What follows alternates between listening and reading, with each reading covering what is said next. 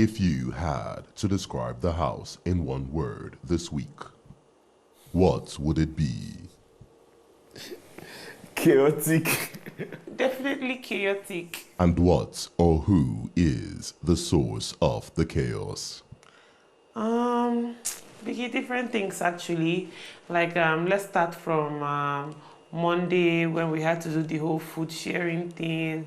It was just always a lot. You know, there are always people that when we are gathered together as a group, those people make sure that it's either they are distracting the group or they are trying to bring up unnecessary fights or arguments. On the part of Day Day, I believe that she's not much of a team player. She can be selfish. And during the week, I had a conversation with her where I felt like I needed to tell her why I wasn't, you know, as free as I was with other people. And she didn't take it well, you know. And she said during our audition, she mentioned to you that she's a selfish person. And I personally don't like selfish people. When I heard the fish thing, I was disappointed. I was disappointed, and to some extent, I felt like she was playing games. Which is everybody can play games fine, but I didn't expect to be put in that category because of conversations we've had and stuff. So I was disappointed, and I didn't talk to her for like a week. Sometimes some people will be like, "I have an issue with Avatar." Yeah, I used to say, I'll tell them I have an issue with her, and I always give her a flower behind her back. I always tell people she's smart, she's a kind person, and I like her, even though I'm not into this thing. I don't have that, what's it called, social feelings towards her.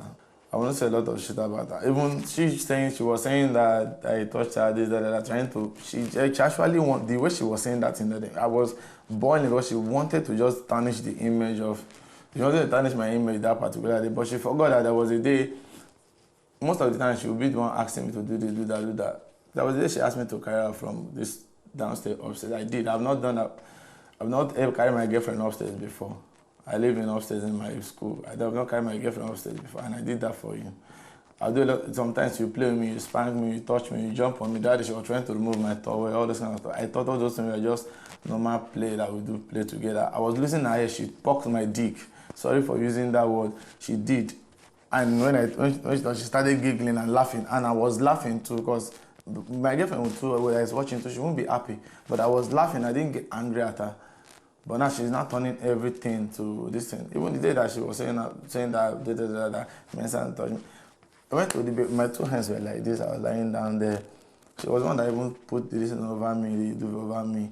She was the one that held my hand and placed on her body. We started talking, and she made one comment.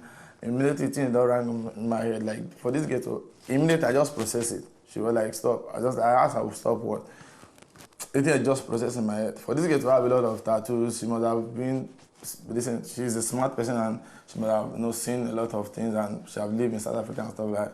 Maybe she's trying to project something or one or two things to pin me down because I've not been given time to even say that I like you or want us to be in a relationship. Just like I knew. So I told her I'm going to my bed. I didn't sleep there till the next day, so I left, and people are angry.